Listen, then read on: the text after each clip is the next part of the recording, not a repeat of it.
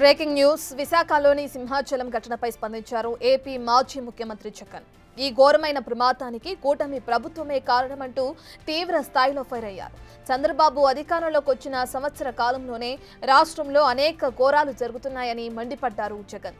గతంలో దేవుణ్ణి కూడా రాజకీయాలకు వాడుకున్న నీచ బుద్ధి సీఎం చంద్రబాబుదని హాట్ కామెంట్స్ చేశారు.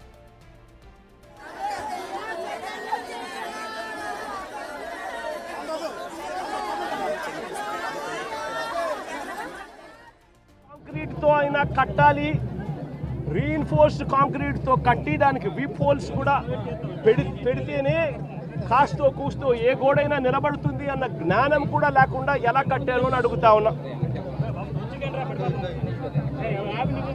2 రోజుల కిందటనే గోడ పూర్తయింది అని తెలుసు. 2 రోజుల కిందనే గోడ పూర్తయింది అని తెలుసు. వర్షం కూడా ముందు రోజు రాత్రి పడింది అని కూడా తెలుసు. మరి తెలిసినప్పుడు ఇన్ని లక్షల మంది క్యూలో గోడ పక్కనే ఎలా వాళ్ళు క్యూలో నిలబడేట్టుగా చేశారు అని అడుగుతా ఉన్నా ఇదే పెద్ద మనిషి చంద్రబాబు నాయుడు గారిని. ఈ ఒక్క సంవత్సరంలోనే చంద్రబాబు నాయుడు గారు చేసిన ఈ ఒక్క సంవత్సరం పరిపాలనలోనే దారుణమైన పరిస్థితి చూస్తూ ఉన్నాము. అంటే తిరుమలలో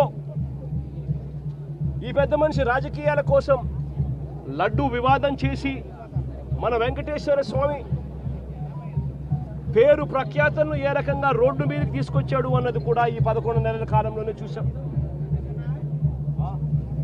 తిరుమల వైకుంఠ ఏకాదశి నాడు ఫలాని రోజు వస్తుంది వైకుంఠ ఏకాదశి అని చెప్పి కూడా తెలిసి కూడా నిర్లక్ష్యం చేసిన దాని కారణం వల్ల 6 మంది బలి కొనడం కూడా తిరుపతి హిస్టరీలో ఎప్పుడూ కూడా ఇటువంటి ఘటన జరగల. అటువంటి ఘటన కూడా ఈ చంద్రబాబు నాయుడు గారు ఈ 11-12 నెలల కాలంలోనే చూసాం. ఈరోజు సింహాచలంలో చందనోత్సవం నాడు ఇంత దారుణంగా తెలిసి